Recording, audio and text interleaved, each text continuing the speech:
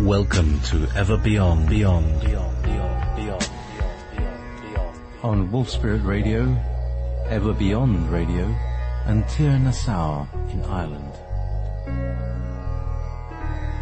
Be prepared to leave your belief systems behind as we go beyond teachers, beyond gurus, beyond duality, ever beyond.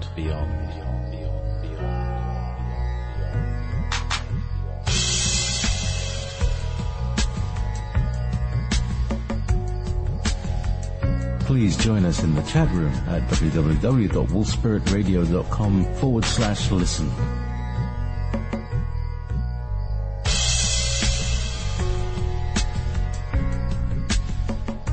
You're listening to Wolf Spirit Radio.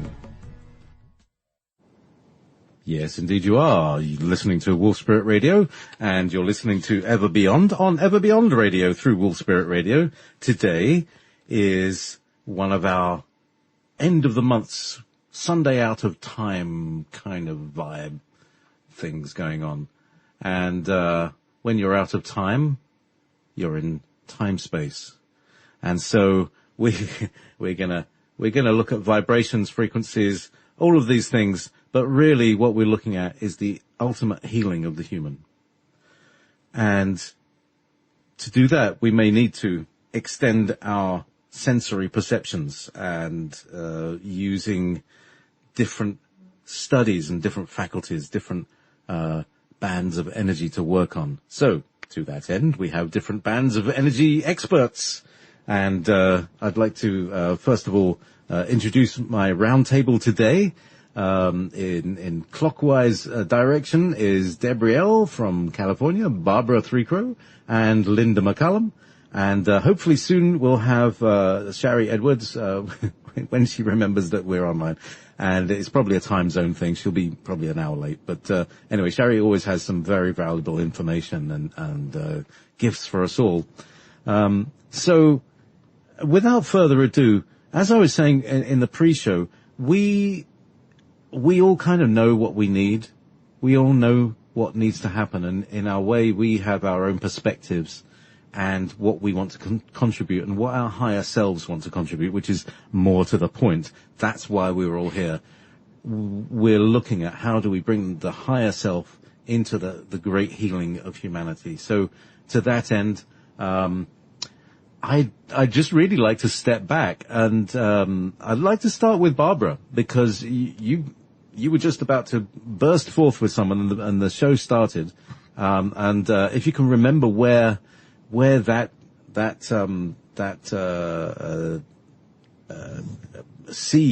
ocean of information trickles through into our consciousness. Would you like to begin? And then basically it's a free for all.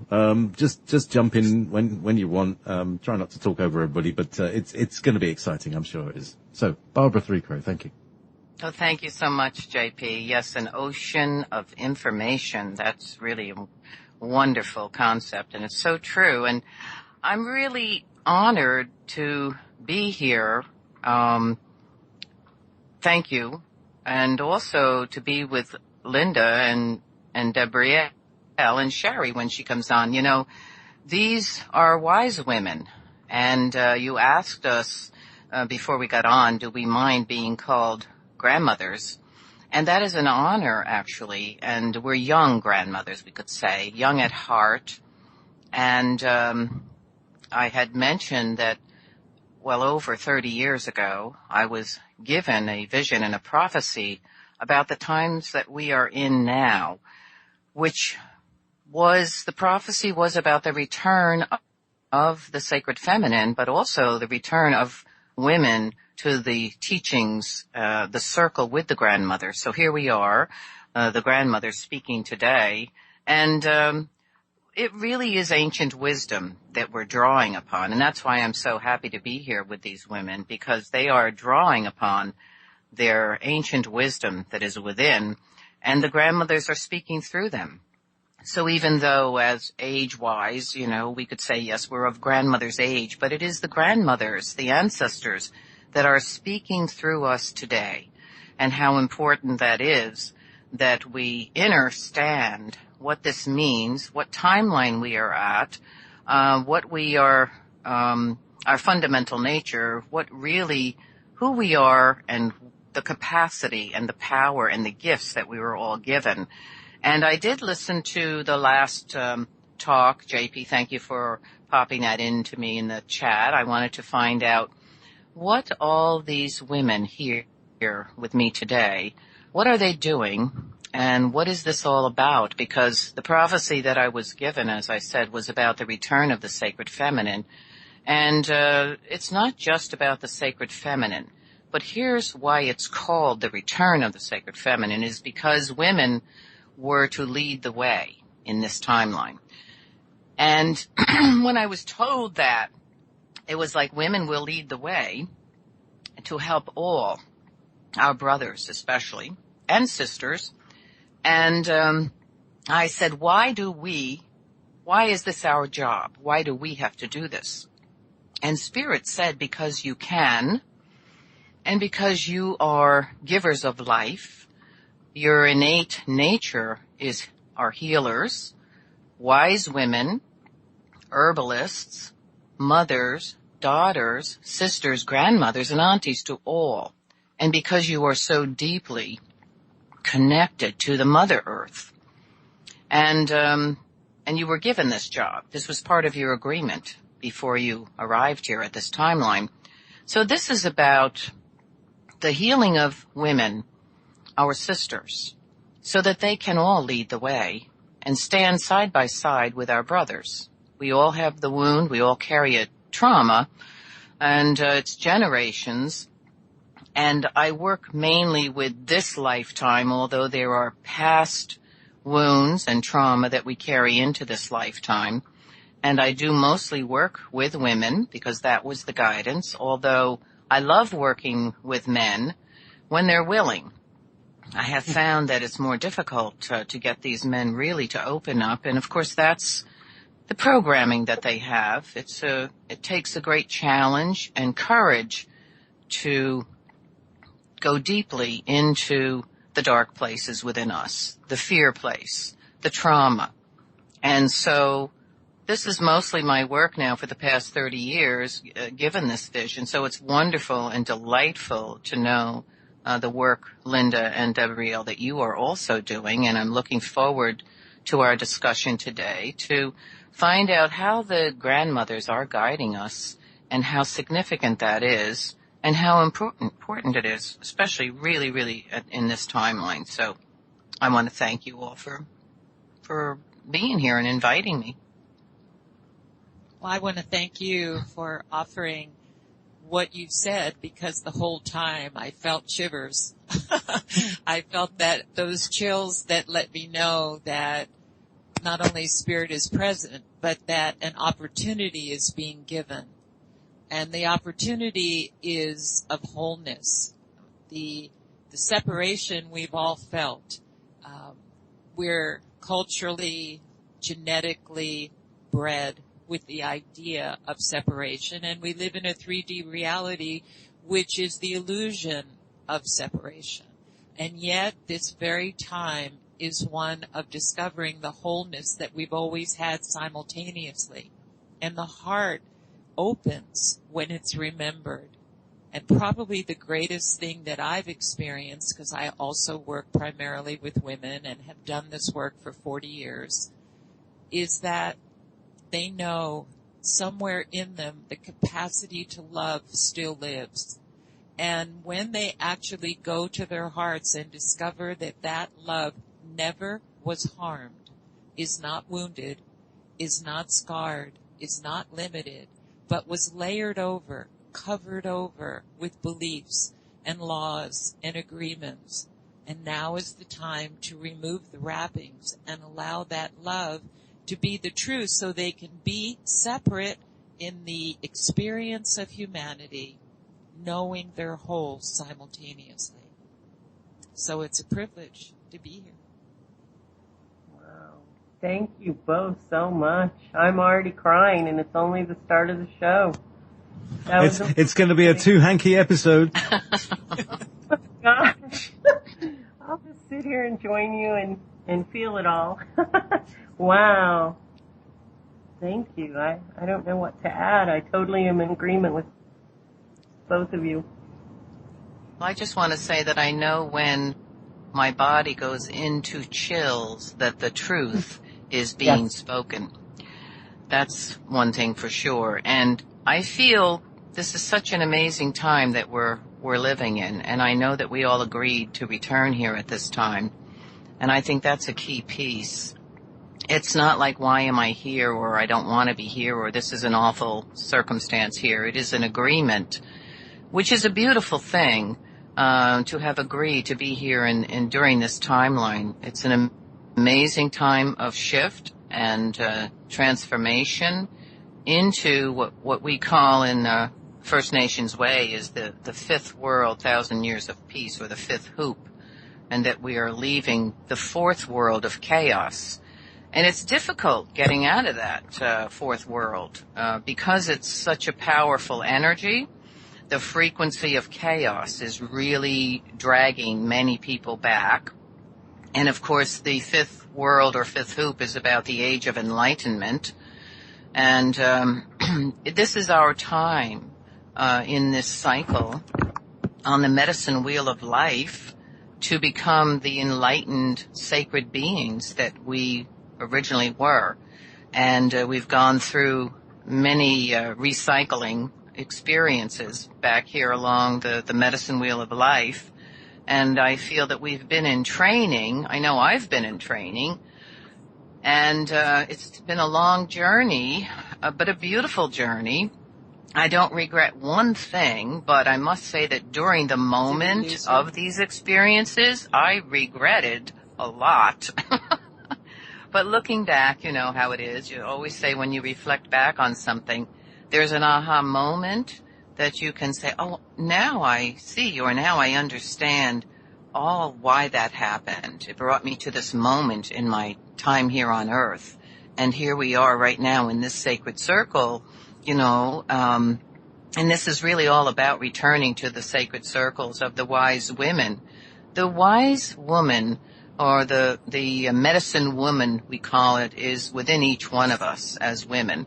And we were originally the peacekeepers, and we were the keepers of the waters and the medicine way.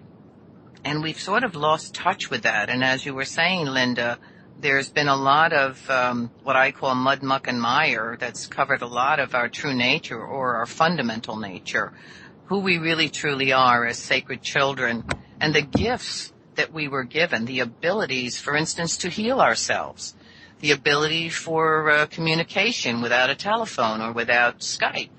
All these sacred gifts that we were given is ancient. It's not new.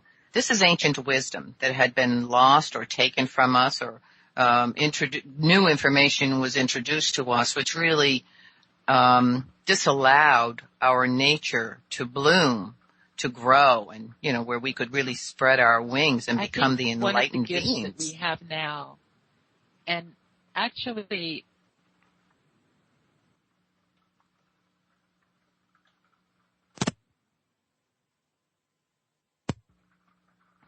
oh, where's everybody gone? Did Linda disappear? Linda? yeah, I'm here. Yeah, Can you hear me? Yeah. Suddenly you came in. You came in, and then everything went quiet. So, did you want to chip in there? I just wanted to say that I heard your wonderful offering on the Lyran trauma, and in listening to that, talking about the original moment when we as humans experienced separation, and it was a shock, and it happened to have had the experience of sudden violence. And as I went there and had my own very wonderful personal experience of healing, what I wanted to share is that every person I have ever met has suffered from trauma of some kind, and usually the trauma is the shock of the unexpected, the sense of no power, the fear of death, the terror that they have no resources to be all right. And yet, they're here again. They come again. And it's important for us to know that we have died many times, in many ways, that we have been the tyrant and we have been the victim, we have been the rescuer. Linda, we're losing you. Welcome. So, I just want to sort of embed you as quickly as we can. We have Debriel, we have Linda McCallum. Did you lose me again? Yeah, we've got you now. That's what's important. We have Barbara ThreeCrow, Linda McCallum, Debriel, and now Sharry Edwards. And so we've been talking about the healing the trauma of the world. This is the grandmother's revolution. This is the grandmother's awakening. So to that end, that's why you're all here. This is the grandmother's, not the beginning of the grandmother's revolution. I don't want to claim anything like that, but this is a kind of planning meeting or we've been around a long time, we grandmothers. Yeah. So really, as long as you're all in real time with each other on the call, we can take it from here. So, I think it was, Barbara was in mid-flow before things, got crunchy. So, do you want to continue your flow, Barbara, and then see where it goes? Oh, thank you. Well, I think that, Linda was talking about the trauma and, and she did say that everyone she works with, has experienced trauma, and I totally agree. And I feel that it's very, it's generational, of course. It's been passed through generations. And, yes. And I've realized that, it's very deep, and it's really, I guess I would say it's really covered up our fundamental nature, which is a sacred being, one of joy, one of unconditional love, a fearless being, creative, freely creative, without fear. And all of these gifts that we were given have been really lost to us on some level, but they are within us. They're deeply embedded within us. And our job, I feel my job, is to uncover that and help the person uncover that to come into their full bloom and who they are really meant to be. So that's just, I just offer that. First of all, let me just say there's so much energy here that's part of what the disturbance is in the frequency. But my point about trauma and that the people that I deal with most suffer from traumas that have left them with a feeling that at any moment something terrible could happen. And they have become hypervigilant, trying to search for the place where it could come from, and therefore putting their focus on it, and therefore worrying about it, and using their adrenals to constantly keep them in a place of up until they're exhausted. I believe that this time, which is this incredible, powerful time, an ascension time of awakening, is to help them to know that right now, in this moment, they have resources they never knew. And they'll never run out of these resources because there's no way to limit these resources. It's their source. It's their spirit, and it's there for them. And to help them to know they're not alone, and within them, in the spaciousness of all possibility, is their spirit now to guide them now. Not harmed, not limited. And the traumas then they can become aware of and begin to heal rather than believe that they are limited, impotent, and harmed beyond repair from the memories and stories they carry as the truth of their being. Lay them down and begin to heal. I think that, I totally agree with you, Linda, with that. I do believe that, there are many modalities, different language that we're using, but I believe we're really all being guided from the same source. And different wording or languages that we choose to use, but we're really on the same page. And we're in that flow from source, I do believe. And to me, the source I call is the great Mother, Father, Creator. I say Mother, Father because I believe that everything is the feminine, masculine. All of creation is that way. So why not the original Creator? Is that to me. And I agree with you. This thing I call waiting for the shoe to drop, that looking over your shoulder, for instance, anxiety, living with anxiety and fear, seems to be prevalent with a lot of people. And that people say, that term, well, they're waiting for the shoe to drop, or, the worst thing to happen, or the worst case scenario. And this is, I believe, one of the pieces, the sticking points that people live with, that constant anxiety and worry and fear.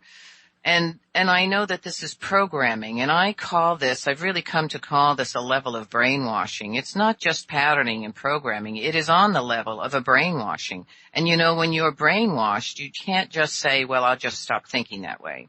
You have to really find the program. It's like a computer. If you want to introduce a new program into the computer, you have to find the old program. Then you have to deprogram the old program, and then you have to introduce a new program.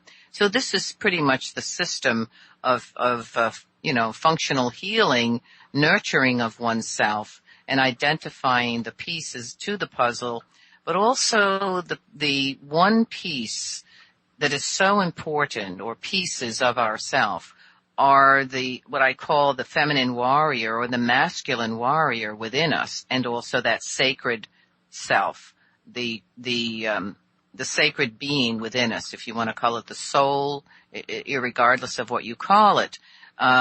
Identifying those pieces, because if you're there listening to us, and you can say, gee, I've had anxiety all of my life, or I've been in fear and so on, and I don't feel safe, I don't experience inner peace, then you're still here.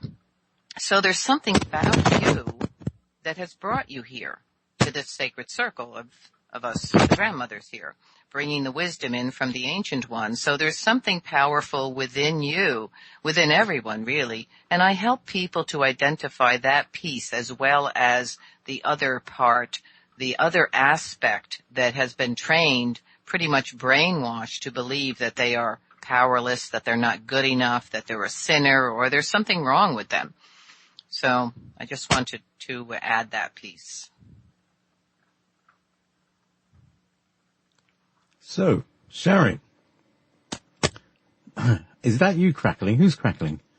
Somebody's got a crunchy mic. Yes. Can you hear me? Yeah, your mic's a bit cracked. I'm going to have to send you one, aren't I? So, sweetheart, it's lovely to have you. My mic is crackling. I'm sitting perfectly still. All right. So maybe not yours. Somebody had a very crunchy intro. Anyway, welcome, Sharry. Cause Thank you. Here you are with I hope you've been tuning in with what's been going on the last few minutes, but I know that you've been sitting there thinking, well, I know the key to all of this. No, not quite. I've been thinking, I wish I could hear more of this because it's going off and on. But there's a thing about what I do with voice analysis and all that. Nobody needs that. It's really innate within us. If we could breathe in the perfect energy, if we could just absorb universal energy, if we had faith in ourselves that we could fix ourselves or be optimal that way. I don't know if we need fixed because sometimes we just need the lessons. But I offer tools and solutions to people that they can manipulate with their fingers and they can see that's very concrete, because I think without options, people are not going to change. And I think people are on the verge of wanting to be set free of all the things that are keeping them down. Bad food, bad thoughts, bad politics, bad sex, bad, whatever people are putting a negative spin on. And I tried it with my staff the other day. said, everything they're going to say, let's put a positive spin on it today. I actually got the giggles about some of the stuff that they were trying to say, because they caught themselves being negative, and I believe we program ourselves. I had that slapped me in the face recently. I had I don't know if you call it a sabotage. A group of the employees were taking money through payroll, and they had to be fired. And I was very devastated by that. And because I'd helped them pay rent, I'd helped one lady keep her cat alive, and I hadn't asked for any of the money back, yet they were taking money through payroll. And I said, this just breaks my heart. And the next thing I know, I have a valve in my heart not working. So I programmed myself into that, and I knew if I programmed myself into it, I could program myself out of it. But not everybody has the faith that they can do that, or the time, or the energy to do it. So I just turn around and offer really quick computer programs. Like we're offering, this month we're offering PTSD. And we started out with the soldiers, but we had such incredible letters from people who had been raped and robbed and shot and beat up. And there's so many ways that people can experience this post-traumatic stress disorder from the things that are happening to them in our fast-paced world that people aren't able to cope with, like Barbara was saying. To teach them to go inside and find their peace, their grace, to be able to do that. A lot of people can do it on their own and with meditation, but I just give people a shortcut with a computer program that tells them what frequency they need, what nutrient they need. So for the month of August, we are giving away PTSD software, tutorial programs, instructional videos, and textbooks to anybody who has claims. I don't want to make it negative and say just because they claim it. We might as well say we're just giving it to everybody. But we're giving away all of that along with a 2-day workshop. They don't have to attend the workshop to get all the rest of it, but they can actually start a business. And Wounded Warriors got in touch with us last week, and they are going to offer this to their people, which I think is absolutely incredible. Because we did a project with the Army in 2010 with PTSD, and found out that there's 8 nutrients and 9 proteins, brain proteins, that are associated with PTSD. And if we can help people eliminate those, balance them, turn them around, then I think people could cope better. And it's not that people are good or bad because of what's in their voice. It's what you do about it that makes the difference. And that's what we want to help with. That's a beautiful contribution, Sharry. I mean, I'm dealing with post-traumatic stress emotionally with people where their traumas have gotten them to instantly perceive what's happening to be another version. And what I work on is to help them to know they are creators, and whatever they're focused on, whether it's their fear focus or their gratitude, appreciation focus for what they do have, whatever that is, their environment is going to start to change, and they are going to realize resources. But it takes an awareness that you are that resource to be able to counter the programming, to be able to do that. So your contribution is spectacular. Barbara's contribution, Debriel's contribution, everybody who can in any way help people know that through their awareness and a developing presence, they can make choices which wind up chemically affecting their bodies, their cells, their DNA, and give them the beginning knowledge of who they really are, as opposed to just living the creation instead of also the creator. We try to give them the way to provide them the energy to carry out what they know they Essential. want. So Great. It's a great way to do it. Oh, go ahead. I was just going to ask JP to put up the link to where people can download all this stuff. If Can you do that on the show? You send that to me, and I'll put that in the chat room. And I sent it to you this morning. Yes, I know, and I'll just put that in the chat room right now. There we go. Information Central one, yeah. Yes. Yeah. So here's the thing: it's all PTSD. It's Yes. and I did a show. I don't know if you managed to hear it, Sharry, but Linda was talking about it just earlier. And it kind of went back all the way to the beginning of human experiences, or one of the very early human experiences that actually kind of created time-space in a way. It's a long story. But it takes us back to the first time that we are shocked. And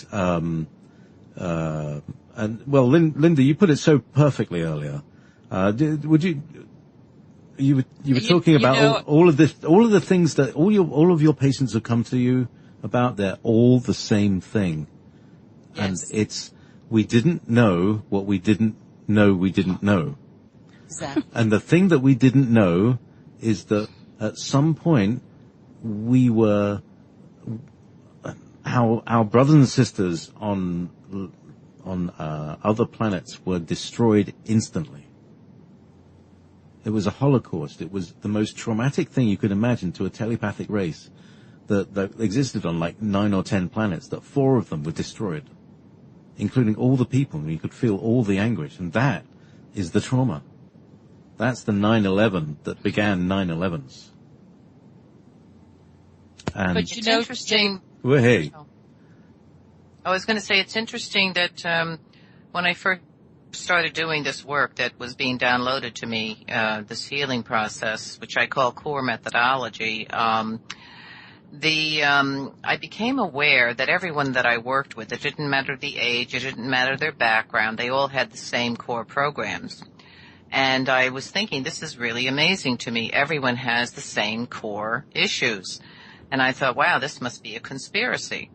You know, of course, how could everybody? Doesn't matter where they came from or what their background was. They have pretty much the same core issues. And one of them, the top one, was, I am not lovable.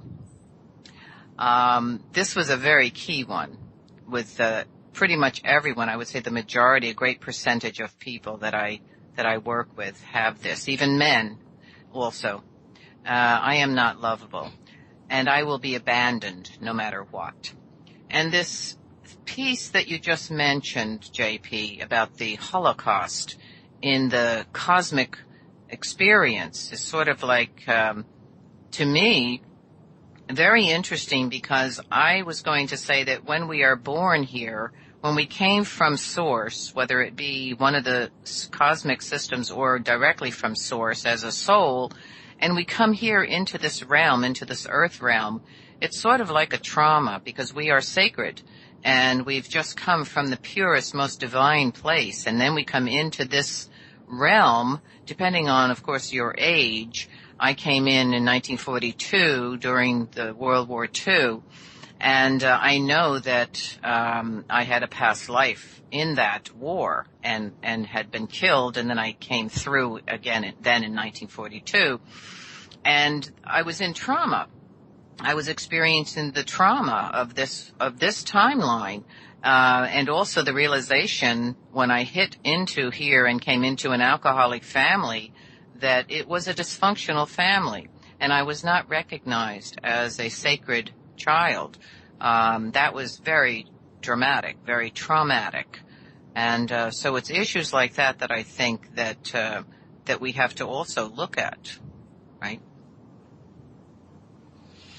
When people say that, or when you say people think they aren't lovable, I'm really having a definition crisis in this present day world. I hear people saying, love you, when they're hanging up the phone, love you, love you.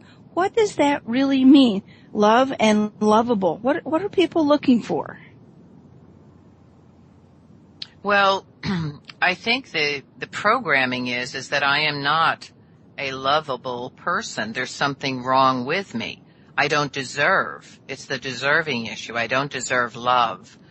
And therefore, of course, the beginning trauma of their time gives them information that they perceive from a very limited perspective. Of course, as a child, we're very limited, but we begin to believe that there's something wrong with us because the people that we rely upon, let's say mother, father, they are our first circle of people. They are the ones we completely depend upon and rely upon to keep us safe, to nurture us, to build our foundation.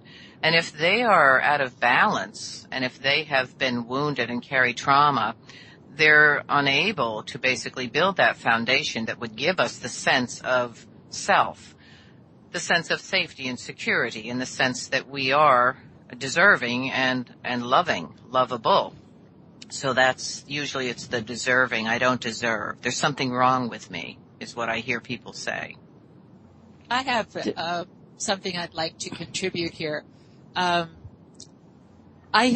see this and I understand what you're saying, and most people have this as a core issue, which is one of the reasons why they're so ambitious and driven, or sexuality is such a strong thing, being desired. All of these things we know in our culture. But there's a deeper issue, and part of it is the time we're born into right now. The time we're born in right now is the rupture, the ending of separation, the beginning and birthing of wholeness, of what I do to you, I do to another.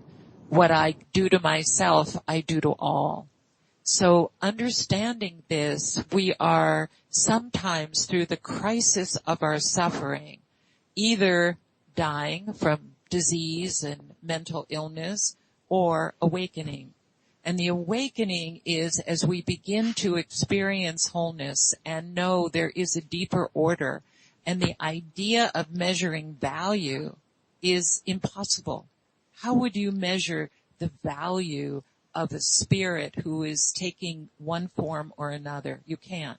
You can only measure learning. You can only measure how the person is dealing with utilizing the stress, the friction, and alchemically changing, turning the lead into gold, turning fear into enlightenment. This is the time we're in. This is why every person's contribution really matters. It isn't that we ever get safe in the body, absolutely. It's that we know no matter what happens, we're always loved, we're always whole, and our resources are truly unlimited, but we have to change to be able to know that. And it's through the heart. It's through love. That's the only way there is for me. So you're bringing this from yourself and not Yes. from the outside in? Exactly. I've been struggling with this for a few years. What love really means? Is it appreciation? Is it caring? Is it forgiveness? Is it... What does that word mean? My teacher, Roundtable, said something that was so magnificent.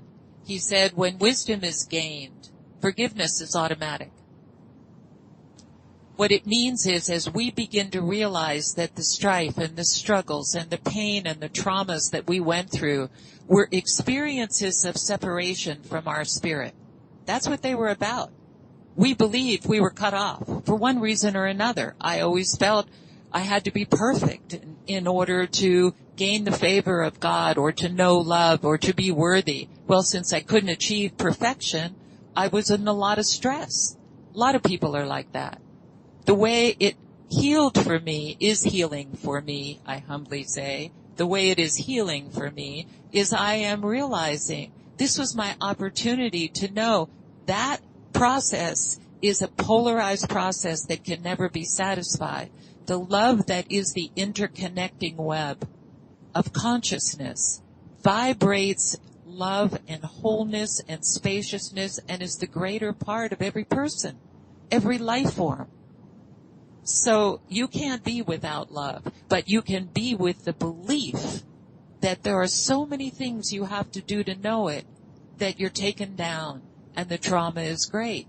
Or you can rise up and you can begin to know that what lives within you will guide you into the awareness of possibility. Well, I agree. I think that it is the coming to know the light and the love that is already within you. And this is the issue that people struggle with, is that truth, because there has been so many generations of wrong information or lies, for instance, that tell us who we are or what we are not. And it is the divine self, the sacred one that we really truly are, or the spirit, the divine soul within us, that I feel is really linked to the source of unconditional love. And to me, there's a difference between love and unconditional love. I think we're all caught up with the love thing.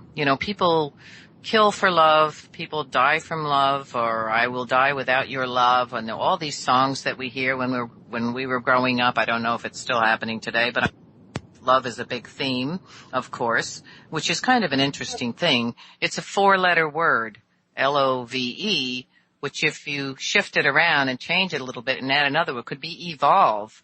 But so love is huge, but unconditional love is a whole other story. Unconditional, meaning there is no condition. You just have love. Your heart is filled with love. You are love. And there's no conditioning. I will love you if you do this, or I won't love you if you do that.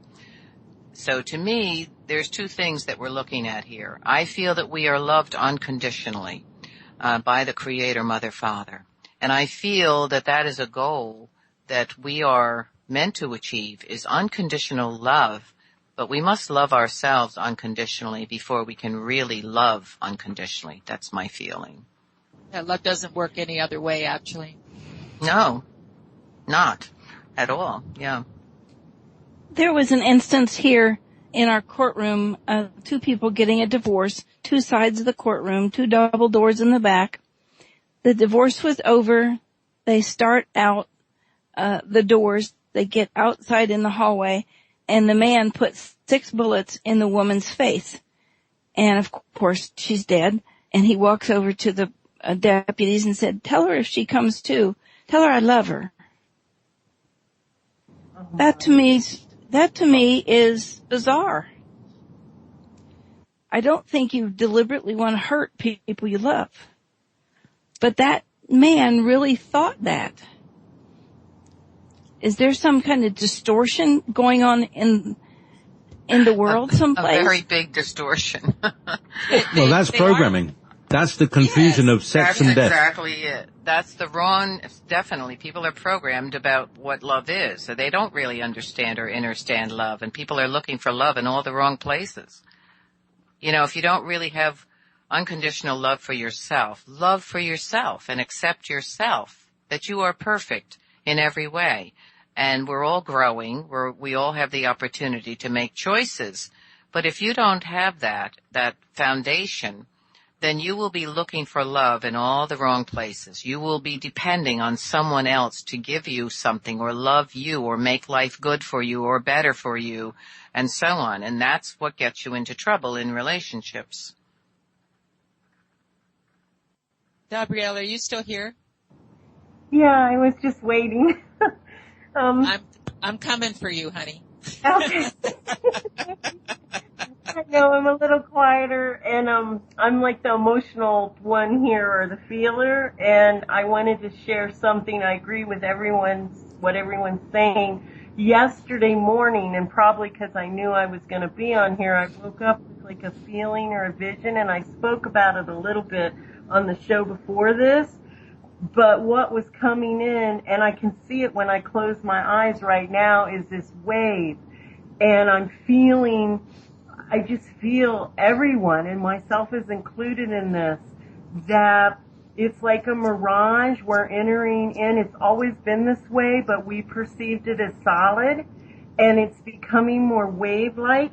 And then a Rumi quote came in, which I posted this morning, because it was like a balance between holding on and letting go, and that most people, it's this expansion in your heart, which I started to feel about a year ago, where you're in love, but there's no outer reason, and it just keeps expanding, and you can't be constricted. It's very hard to stay constricted.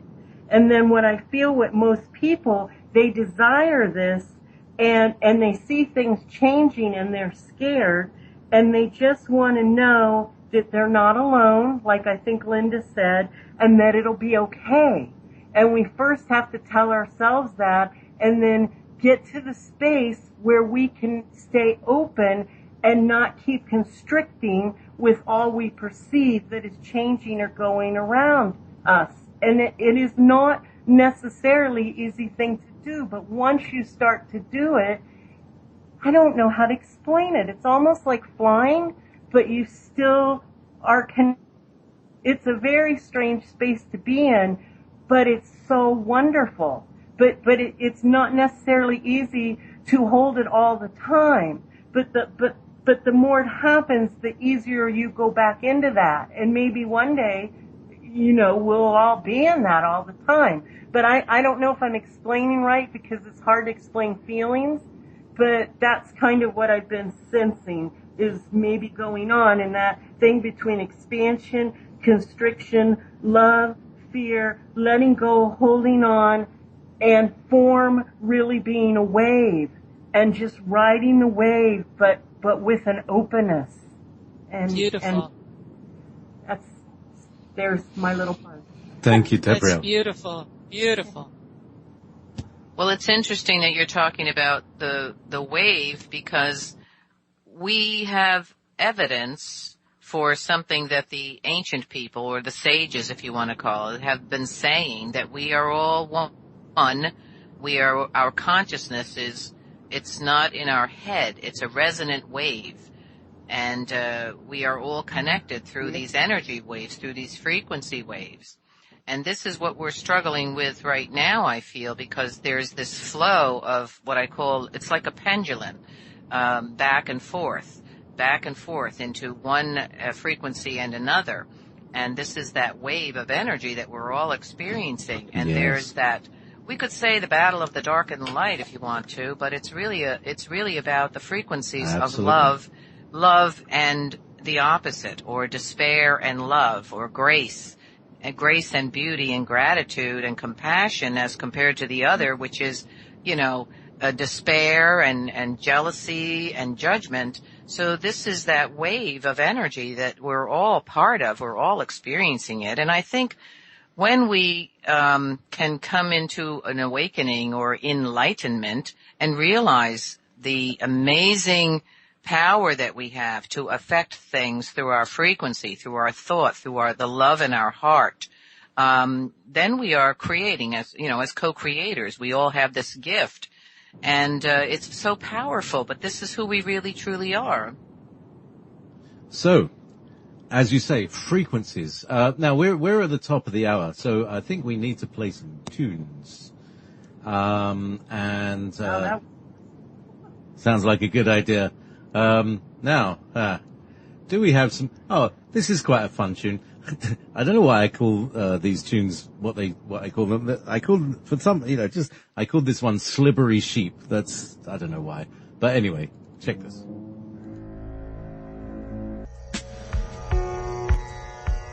Welcome to Ever Beyond. And welcome back to Ever Beyond. Yes, indeed. Oh, it's very exciting here. We've got loads of back chat. This is the thing, all right? One of the problems with healers and people who do healings and that sort of thing. Let me just adjust my microphone volume here. One of the issues is people who are heart-based are often running the second ray. This is the second ray soul that I was talking about in the last show as well. Essentially those who are soul aligned are natural healers. It's just like a byproduct. That's why as we evolve, as every human evolves, it evolves through the shaman. It evolves through the healer phase.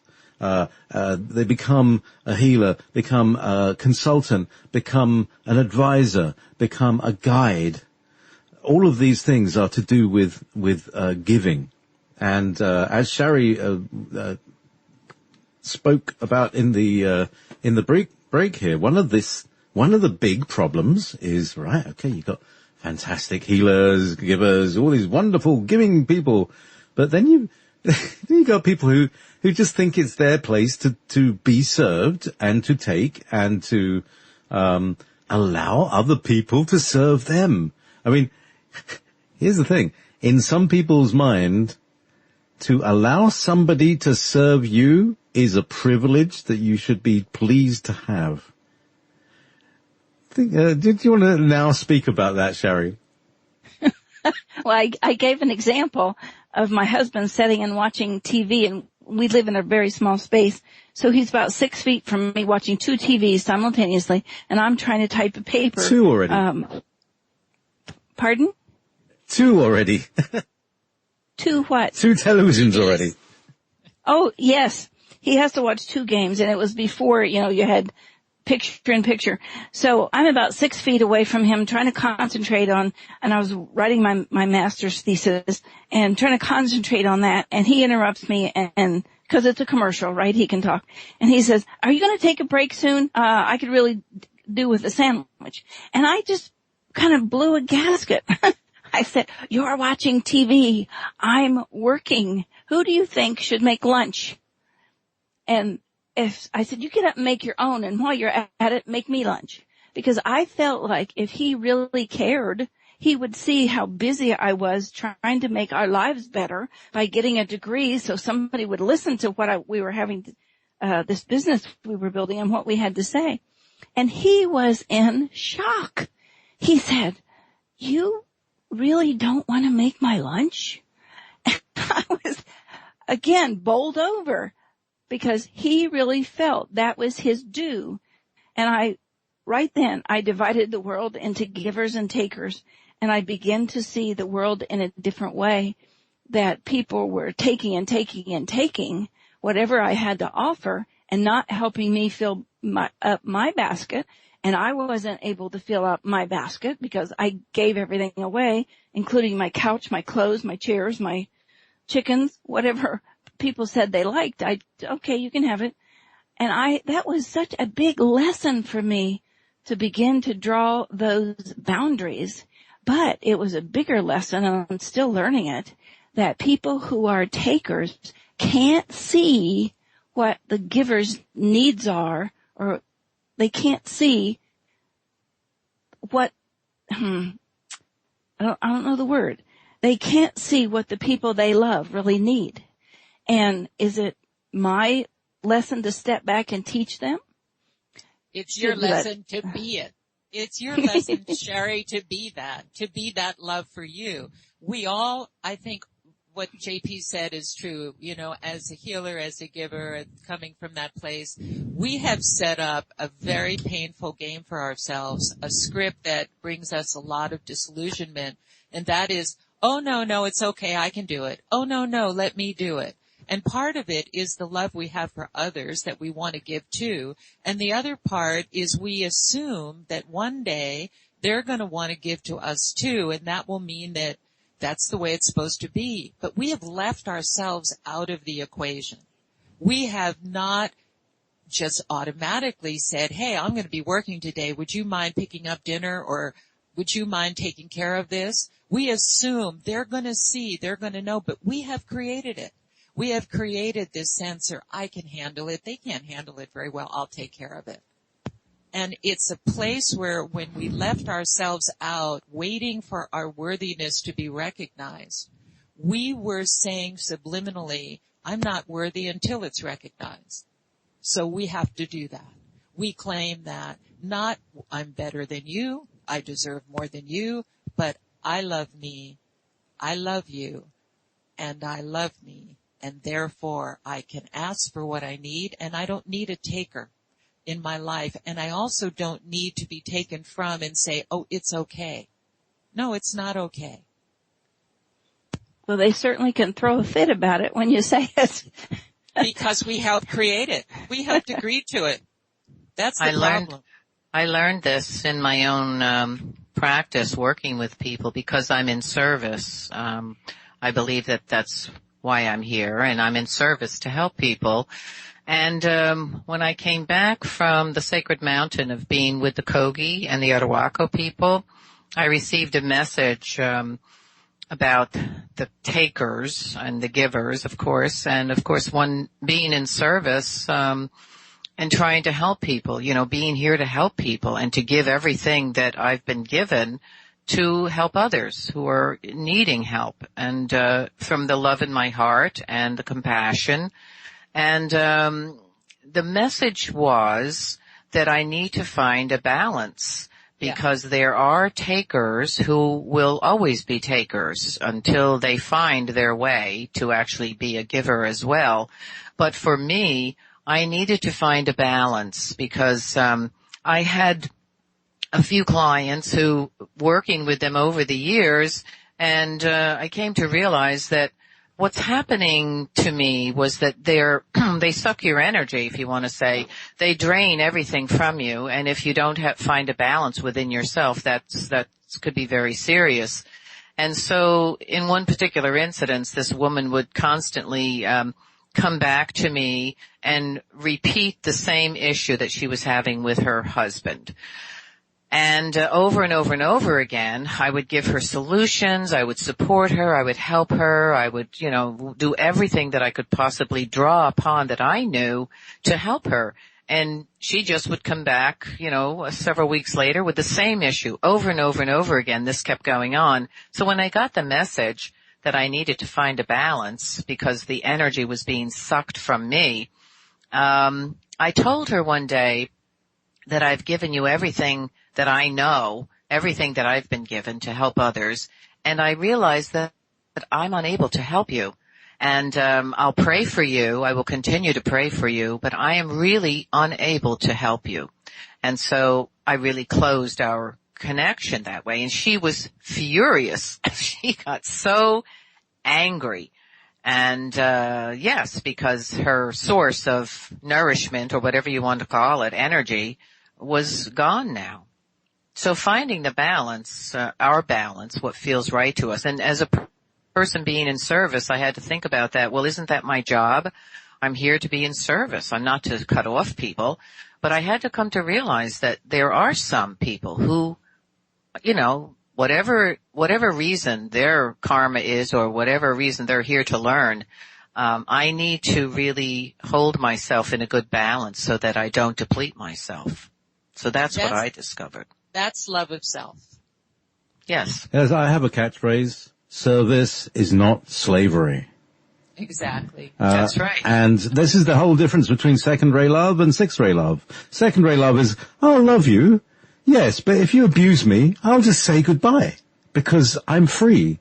And I'm loving you because I want to love you, not because I have to, because my family makes me, because my business, etc., because any other outside thing is making me have to love you, but because I want to, because I always have, and that's because I am, and it makes me happy to do so. What's the balance of loving somebody and... It's the same, yeah. Sorry. I've lost everybody. Go ahead, Sharry. What's the difference? What's the balance between... What's the balance between JP loving somebody and just deciding not to love him anymore, but somebody else then clinging to him and saying, you must, who gets to make the decision? You do. Yes, you have to make the decision for what it feels like for you. I mean, it's a depletion. It's like having an expectation of a person that suddenly they're going to wake up and turn around and love me, or, help me, or find out or figure out what I need. I have to take care of myself. I can't have this expectation of a person who doesn't have a concept of that. And then, of course, I have to figure out how much time do I want to spend with that person. Is that person, weighing and balancing the, what is on a scale from 1 to 10, what are the positives about this person in my life, and what are the negatives, That's how I look at it. I still continue to love that woman. I do pray for her, but I could not any longer. I realized I could not help her really, and she was really draining my energy. I was trying to think. Go ahead. Go ahead. I just wanted to say that in terms of helping others, I've discovered, this is just my way, but what I've discovered is when I'm working with someone and I am exhausted at the end, I'm drained, I know that there's a match here. There's some place that I have not seen in myself, and I am not clean. I'm not clear. And I have accepted something that's toxic, and I have to find it. And if that continues, of course I will remove it, because I know that when I'm aligned with my spirit, I'm filled. I finish a session with a client or a talk or whatever, I'm high. I'm filled. My spirit is flowing, and whether That's or not right. they agree with me, they may not agree with me, or I may be just seeding something for a future. It is alignment. When we're suffering, and I know this because I've had relationships where I kept saying, oh, I can do it. It's all right. I understand. I have compassion. I can do better. And then at the end, I'm depressed. I'm down. That my job is to not do that for anyone. It isn't. My job is to love so well that if I am present someplace, the love flows through me. And if it isn't, I have to go look at myself and see what kind of cockamamie idea do I have that I'm still staying in this situation and agreeing with the pain. Yes, there's also the realization that like I said, that there are some people, perhaps it's their life's journey or the reason they're here, a lesson that they need to learn, of course, that they're not in this particular phase of healing, that there's more that they need to realize about the situation that they're in. And that might be part of it as well. But you'll flow then. Your spirit will flow. Your wisdom will be true. Absolutely. You'll be offering that. Yeah. No, so absolutely, yes. But when a person over and over keeps repeating the same problem and that energy, and you're realizing that they are stuck. Yeah. So you have to determine then and discern, this process, for your own highest good and for their highest good. Yeah. And I totally agree with you. When I'm working with people, it is a high. It's a beautiful gift. And that's how it always should be. And I think let's look at just being in relationships with someone. We are all part of healing each other, whether we claim ourselves to be a healer or not. But if we are not on a high in a relationship, well, I think there's something wrong. There's something you have to take a look at, because I feel there should be that reciprocity of that joy and that beautiful feeling of being with that person. Well, sometimes they're a mirror of what's undone in you, and that's their gift. I know for myself, and I've had a tumultuous relationship, then I know I have a lot of inner work. That person will bring up the things that I didn't even know I was still running, and it's my opportunity for healing. But when the wisdom that I'm gaining is not greater, and the love for self is not greater than the situation I'm in, then I have to leave. And the petty tyrant, I call them, are our best teachers. Yeah.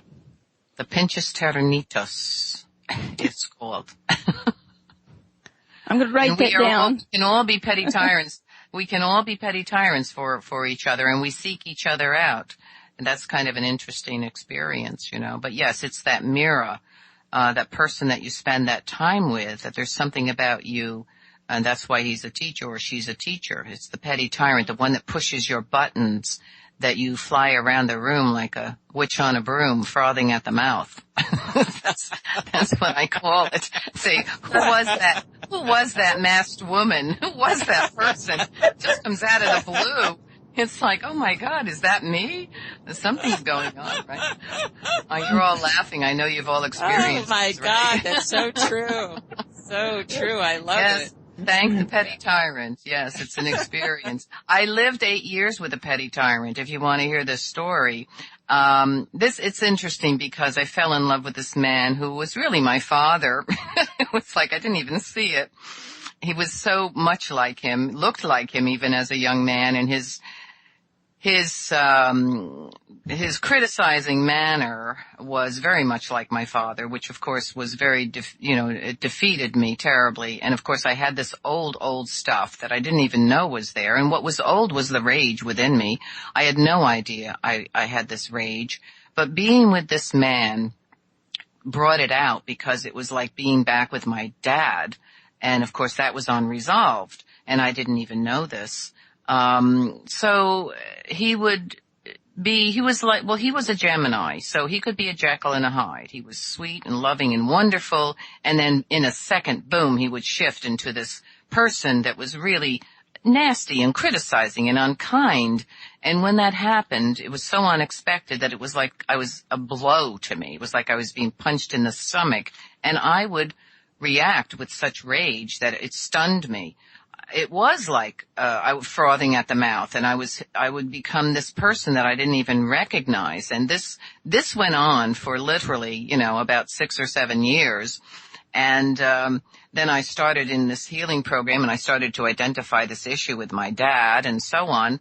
It came to a point where I healed this piece with my father. And one day we were having dinner, this man and I, and just a normal family dinner, sitting down talking.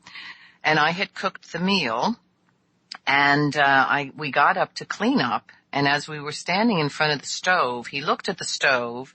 And when you're cooking, there's splatters and mess, right?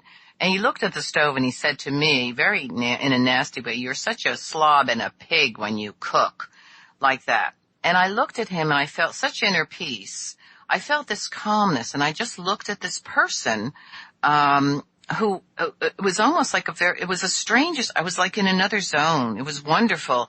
And I looked at the stove, I looked over at the stove, and I said, "You're right, I am such a sloppy cook. You should cook from now on." And he just started sputtering. He didn't know what to do, because I wasn't playing the game. I was not in the dance with my petty tyrant. And so then he went to the next level. "Well, then if you're not going to cook, you should just pack your bags and leave." And I said, I might just do that. And I was very calm. I had shifted out of this old wound, this old place, and I became very centered and peaceful. I wasn't triggered anymore. My petty tyrant dance was done. And not long after that, I did move on. But I thanked this person, I did, not physically, but I did realize it afterwards that he was a best teacher for me. He showed me something within myself that I needed to heal, that I needed to recognize. It was very powerful. Relationship boot camp. Now, I want to take this a little way back. Thank you, Barbara, for that, because when I say that's an archetypal situation, there is something about this, and I would then take it further, right? Because this is about the relationship. This is about the Pleiadians, right? That raging creature that you found inside of yourself, this was the same creature that I felt through in my Lyran trauma show. Did you feel that? Interesting. Oh, I'll tell you, I didn't know who this person was. Yeah, unrecognizable. And people say, "I recognize you from a past life." And you go, "No. Yeah, I couldn't be like that. I couldn't be a murderer." What does this have to do with the Pleiadians? Because that's where I'm from. Yeah, exactly. All right. So, my story the other week, as it came out, I got in touch with a grief, like I was saying before, that I never knew I didn't have. And, at first, for a few months ago, I went back and I did a similar journey to you about, the betrayal of being circumcised when I was a baby. And I felt this enormous rage. And it was, I don't know if anyone has ever seen Babylon 5 when Delenn, says, "Kill them all, kill them." I had this, murderous rage. I'm going to kill you all back. This is the worst thing you could ever have done. I believe that this feeling is what drove a small group to form a war council and regroup in the future in the Pleiades and come back and create a warrior Jedi force, if you like, that would then do certain operations, including the destruction of Maldek, which is, that was a bit of a cock-up. But, all of these things happen, and this is where we are today. So we've got all this stuff. But going back to what your trauma is, is this rage is what is the whole key to it. And whatever the story might happen, you know, whatever your father was like, whatever your boyfriends are like. And, you know, I'm going to say this to, you know, just everybody. Everybody has, you know, whether it's your ex-wife or your ex-husband or your previous, whatever it is, it's not about how bad they are. It's actually about how much rage we feel that they trigger in us. That's what it's really all about. And it's about this very, very ancient rage, that has become, you know, it's been, sublimated in a kind of, caring policeman style thing. But beneath it, there's rage. Oh, and you are so right. You get me? Wow, because what you just said, murderous rage, because I remember a day that he was kneeling down doing something, I don't know, fiddling with some electrical something, and he was talking to me in a way that was very hurtful. And I was looking around, literally looking around for a knife, and I envisioned myself stabbing him and over and over and over again. I was thinking, who is this person? What is going on?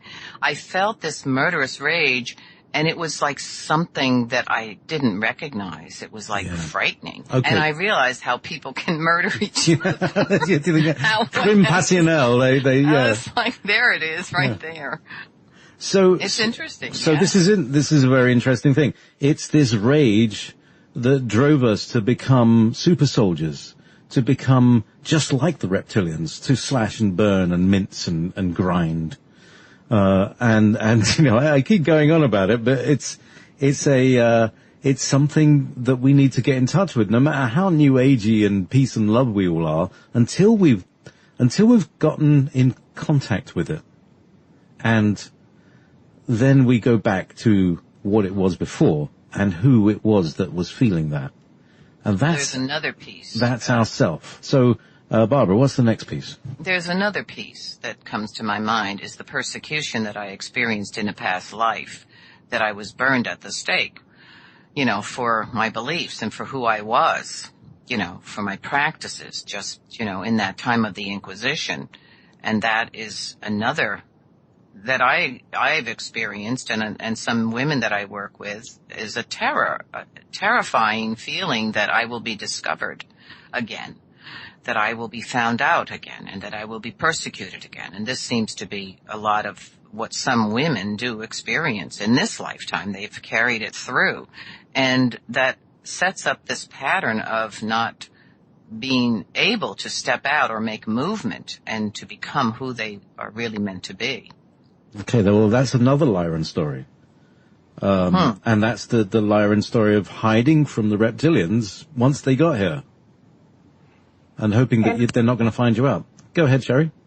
Also, if you notice, both Sharry and JP are holding their hands up, and when I do readings or done readings and certain colors show up, it lets me know no more abuse. The buck stops here. So it's a way of letting us know a boundary's been crossed, and perhaps we haven't been speaking our truth to that point, and we hit the rage because we're like, no more. And wherever it's coming from, whether it's millennia ago or just yesterday, it's just an indicator to go, yes, we all have that in us, and no more. I do not consent, and we have to find our voice, and a lot of times when the rage comes up, it was there before, but we were suppressing it, and then all of a sudden it's like the last straw, and you're like, no, and that hand goes up. So it can be a good thing. It can. In a weird way. Well, that's interesting you say that about the hand, because I do a process with the women. I have them we're sitting in the circle, and I say we're going to raise our left hand up first, and we're going to yell out, no, but really strongly and forcefully, right? And so they do it. And there's some of go, no, you know. I say, what? They don't get it, right? They don't get it. They're afraid, right? They don't have that. So the energy, so then after they get it really forcefully with the left hand, I said, now let's go to the right hand. And we do it again. So we're working with both sides of the spectrum, right? It's very powerful. It's the energy. Because then that frees it up, and you come more in your power, and you can love more, and you love yourself more. And then you won't get to that. And then after a while, things don't even trigger you. But I hated my inner bitch. Oh my God, scared to death of her. But I'm really learning to like her. And as I like her, she gets less and less. I don't know. Well, I tell you, it was like the most powerful part of my healing and in my early life there. And it was very, very significant. And I learned to love the petty tyrant and realize the petty tyrant is such a beautiful teacher. And we can be petty tyrant too. We can be it too. We're all petty tyrants. Absolutely. We have that ability. Learned how to be imperial. Push each other's, I had a friend, I was standing in her kitchen one day and we were talking and she looked out the window and her neighbor was walking down the road and she started carrying on about how she couldn't stand him, how frustrated she was with him and on and on and on. I'm looking at her, said, what's wrong? I said, you're not even near him. And she said, oh, he's a procrastinator. He says he's going to do something and he never finishes. He never completes. He drives me crazy. And I said, you're a procrastinator. I said, you're the same type of person. So she was really enraged at this poor guy walking down the street. I think one point that you made, JP, in your wonderful unfolding about the Lyran original sense of devastating trauma and separation from source. Why didn't I know? How could this be?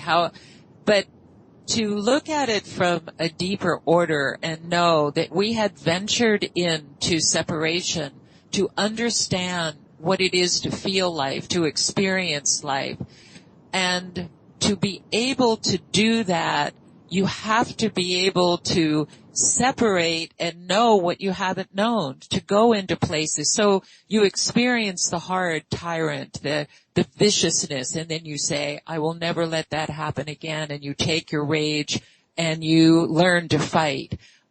And then you maybe follow that and hierarchies build and domination and control happens. And you go, one day, this isn't the answer. This isn't going to take me where I want to go. But it comes from experience and the contrast of knowing what separation is and where it takes you, and that there are some things that we are bred to do for survival, but the survival is limited. There's a deeper order of survival, and that's what I think we're touching. And healing the grief, healing that horrific sense of shock that is the trauma, whatever the trauma is for everyone, that sense of, I had no idea. One of my favorite stories is walking down the street in New York City when I lived there with a dear friend who had served in Vietnam. And we were walking down the street and a car backfired and he hit the pavement. It was instantaneous. He knew nothing else. Sound, death. We have these places and we're having to face the grief. I went to that life in Lyra and I saw myself frozen in that moment. Millions of years ago, I'm frozen in that moment. And I just spent time with that part of me, helping that part know that it still lives and that it can come home into me. We all have these places and they reveal themselves when we know that we weren't ruined, that we went in every different way exploring possibilities, and in the end we come home and there is a deeper order of wholeness that allows us to know something new. Right. Great. Because this is where it all comes back to. Yes. We were scattered, we've explored, and now, here, even on this call, we're coming together.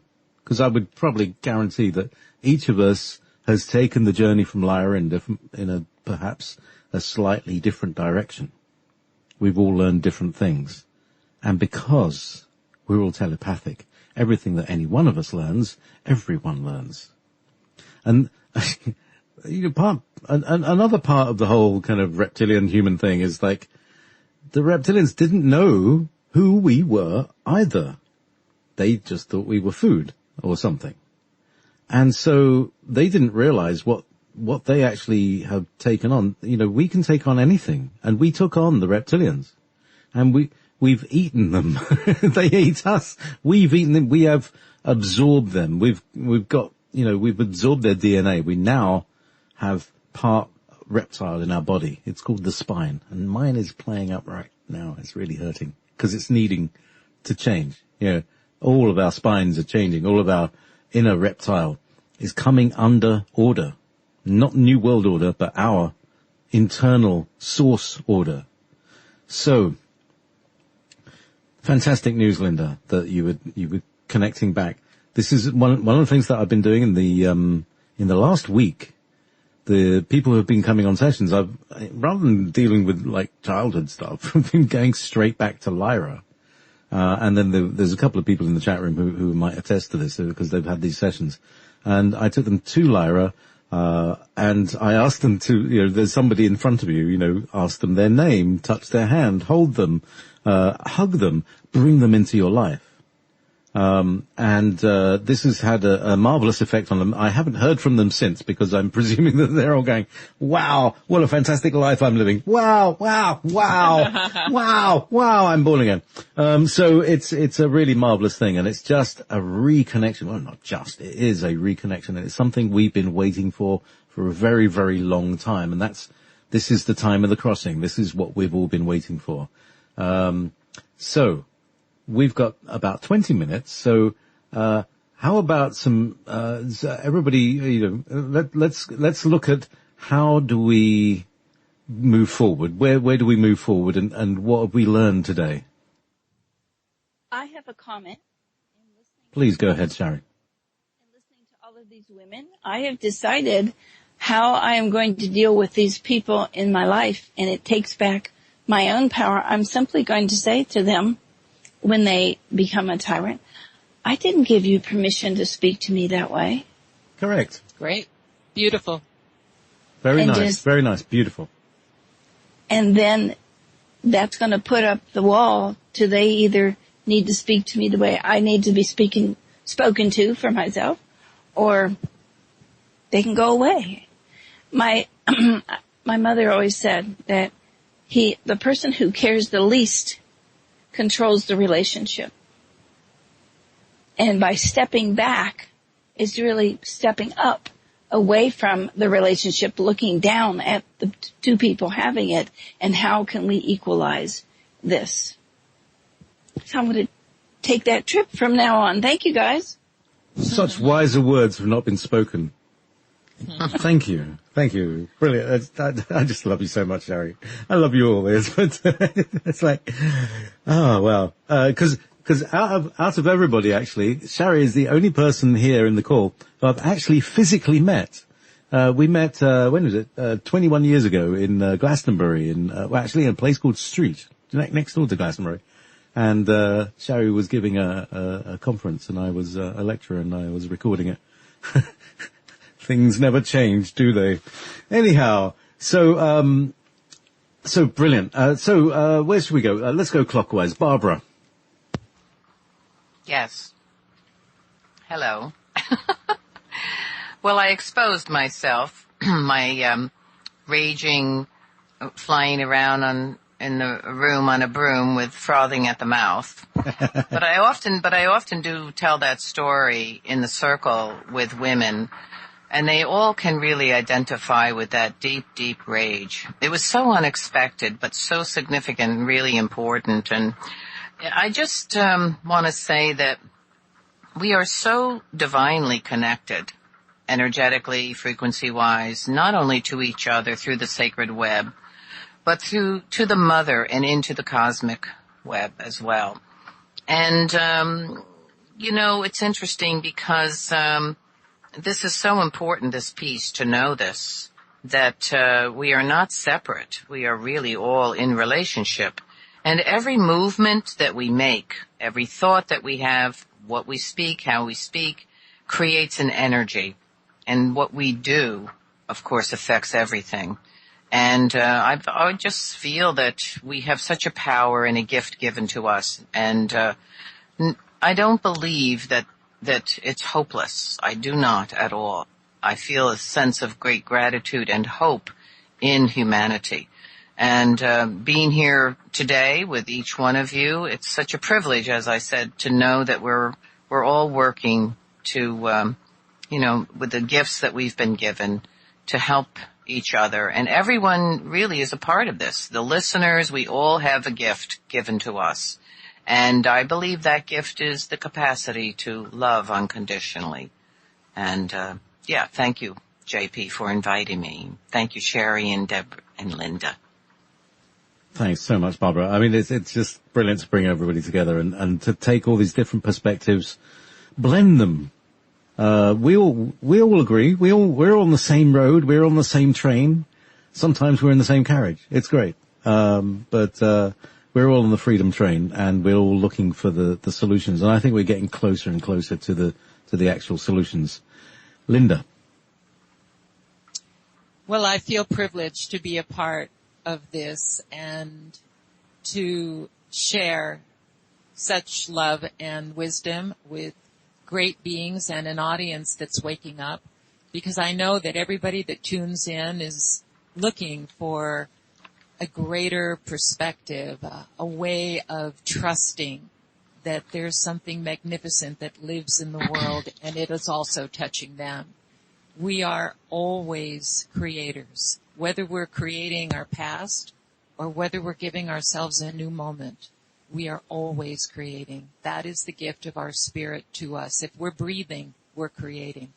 So I believe in the future. I believe in this moment I get a choice of what I'm going to focus on and what I'm going to believe about myself.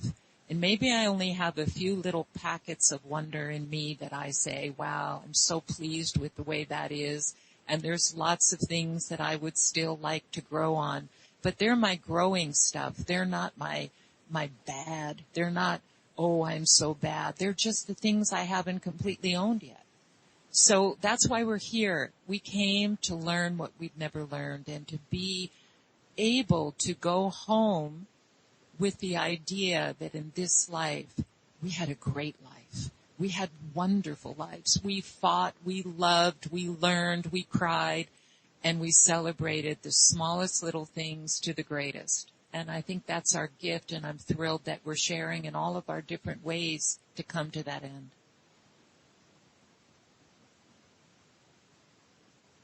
Deb. Hey, thank you again for having me here, and thank you for all of you. Just beautiful souls. And I feel like someone told me a while back, it's snow globes, like at Christmas, and it's like our snow is getting lighter and lighter, and through all the traumas and learning and dealing with each other, it does become lighter. And it doesn't mean we're not grounded. We're actually more grounded. And then we can bring that lightness through, and other people feel it when they're around you. I walk around and I don't know. I can only feel it, and then it comes back to you. And people are so grateful to even get a smile or to know they count, because when people are in trauma, their world becomes very narrow, like I said, and very constricted. And we all know that feeling, and it's a sad and scary place to be. So the more we can all lighten our little snow globe and do with this and not blame the other person, even though it'll feel like that at the moment, and like look at it and go, okay, I'm the one feeling this. I'm the one carrying it forward. What do I want to do with this? And how can I get back to that feeling of love? I may be crazy, but I really think love wins. And anytime I get in that space, no matter what's happening, especially when it's really bad, I lay still on my bed and I go to my heart and I try to expand it. And sometimes I'll even expand it for the person that I feel like I might want to kill. You know, just on a... Often I do. It used to be hard in the beginning. You know, it was really hard to visualize sending love from my heart to them when I just wanted to put my hands around their neck. But it gets easier and easier. And then after a while, I'm not saying I don't still have it. I've got a really good trigger in my life right now. But the beautiful thing is, he gets triggered too, but we keep coming back together, and each time it's shorter and shorter, and we meet this neutral ground. And it's so nice to have other people that are kind of on this page that will do it to help each other grow and get back into the expansiveness. And I'll stop now. But thank you all. Thank you. I can't remember who it was. I think it was Matt Kahn says, your twin flame, that's your ex. You know what I'm talking about. You know, exactly in that thing, you know, that's your ex. It's a boot camp.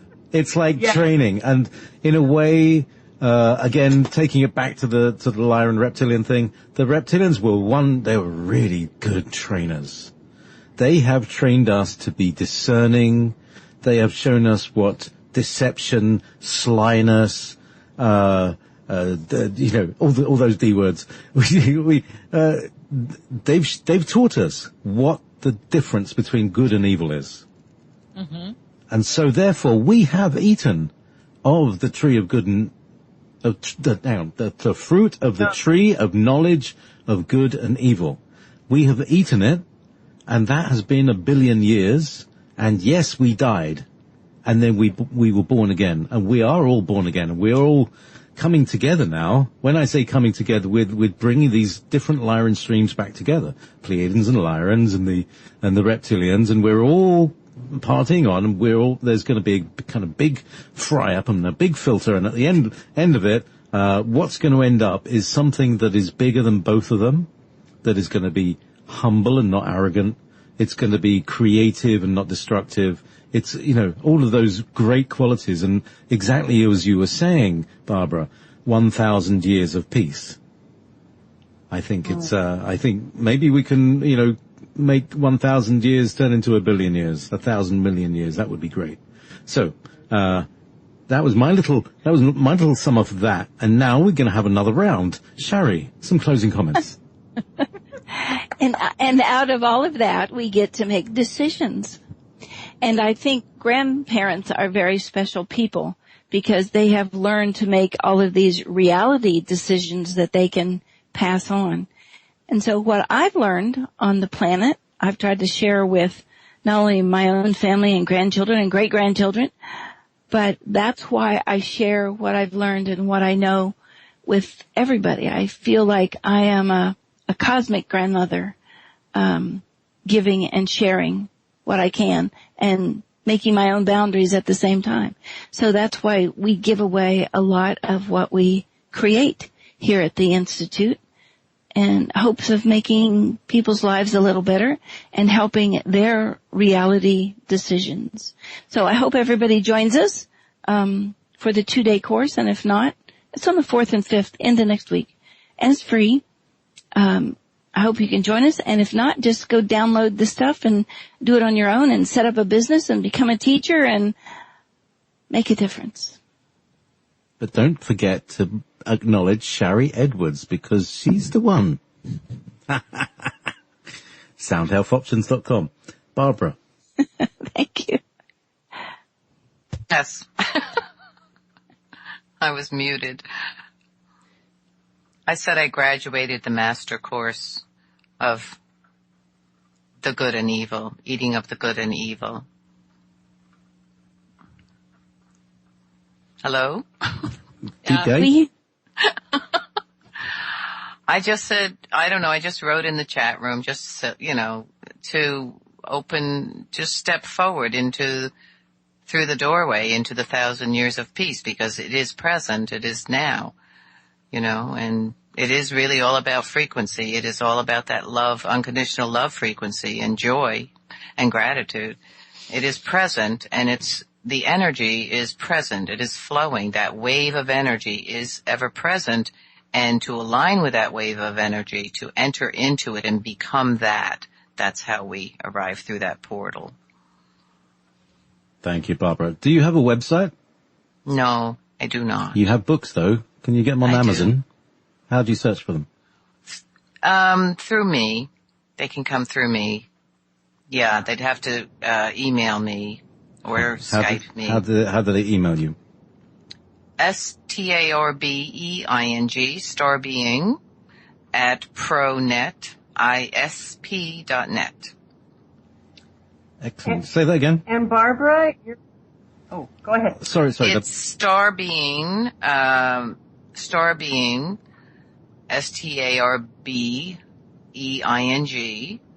at pronet, IS as in Sam, P.net. There we go. Thank you very much. Barbara, I think Colleen read at least one of your books, and it might be... Oh, right. I heard one of them. I think there might have been more. Colleen read one, and Dolly read another one, yes. I didn't hear that. They were great, so if people want to just listen to one, too. Oh, that's true. Yes, thank you for that. And then buy the rest. Yeah. Thank you for that. Yes, and they're in the archives, and for a very small subscription for a month, you can download as much as you like. It's, I tell you, it's so cheap and free here. It's like there were so many good things in those archives. Yeah. Really amazing. Including, I have to say, our interview with Billy Faye Woodard, the ambassador from the Hollow Earth, including Sani Sito, the reincarnated Roswell alien, including Dave Corso, there's a whole thing about super soldier. The word super soldier is, we need a new word. Anyway, long story. Including all of those people, including amazing, journeys, and connections and, readings and books and all for $5 for free. I mean, that's almost free. It's almost free. Buying us a coffee, the price of a cup of Starbucks coffee, which is GMO and rubbish. Get something local. Anyway. Colleen just reminded me, actually, that Colleen read 2 and Dolly read 2, so. Oh, yes, wow. All of my books are in the archives. Big shout out to Colleen. I hope you're feeling a lot better. Can we just all surround Colleen in this, warm, healing blanket that is going to regenerate her body by the power of the Christ within. Thank you. Linda, some closing lyrics.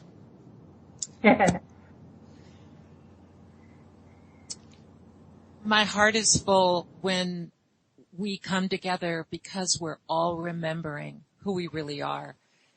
There is no other. We are all of it. We are the reptilians. We are the Anunnaki. We are the 22 different races that genetically manipulated us. We are all of it, and we are more. We are so much more. And the spaciousness that we experience when we move into our heart and discover the innocent part of us, the part that wants to create, the part that wants to have an experience the way we did as a child, only now with the wisdom of our resources, the amazing resources that we have in our focus, in our intention, in our acceptance of possibility. Every time we come together on any level for empowerment, we're remembering we're all of it. And contrast is the way we learn. It's the way we learn. If it's this, if we're poor here, we have to know rich there. We have to know value, no value. We have to know exceptional and then not. We have to know that. That is how we come to the middle way, which is to know we're all of it. And that's my greatest desire for everyone, to know wherever they are, there's more, so much more of you. Linda McCallum, thank you. Debriel. I love you all. Thank you. A feeling. That's where it all comes to. It's all about the feelings. And, all of the traumas that we get in our lives, all of these things, they all point us to the feelings. It's all about the feeling that you get at the end of a relationship. All those, 3, 4, 5, 7 days, years of relationships. And it's all about the last moment. That's what it's all about. And because we need to feel these things in order to heal it. You need to feel it before you can heal it. Feel the love. It's coming your way. And the thing is that, we're like Swiss cheeses. All these, and when we feel these things, which just take, I mean, it can be minutes. Really, in my experience recently, it's been minutes between finding this thing, feeling it, and breathing through it, and it all out in the breath and gone, and all that's left is love. It's just amazing. That's the best bit, is that when you take all of this pain away, there's just nothing left but love. It's a great, huge, expansive, heart-pumping love. And that's the thing, you know, brothers and sisters, whatever you're going to do in the next few weeks, do what makes your heart beat. You know, even if it is a bit of, what is it, you know, step up or bicycle or something like that. But, you know, do things that make your heart beat so you can feel your heart. If you put your palms together, you can feel your pulse. Focus on that. Tune into your heart, because the pulse of your life is the pulse of your heart. It's your frequency. When they say your frequency is ascending, you know, is the harmonic of the literal pulse rate that you're running, is that in tune with the earth? Is it running slowly or too fast? Are you going too fast for the earth? Are you going too slow? Tune in. Maybe you're highly strung. Slacken up a bit. Maybe you're too slack. You know, shape up. Form up. We all need to kind of, we're going to go through a kind of narrow gate where you have to be kind of spot on the beat. You know, we all have to be in the beat. And when you're all in the beat, we all step through together. Boom. That's how it works. That's like the old Tibetan, gradually lifting a rock off the ground by using rhythm and sound, creating huge low-frequency sound waves. They know how to do it, you know. And you know, I won't even go into that. But thank you so much, Debriel, Sharry, Linda, Barbara. It's been, you know, gorgeous. It's been gorgeous.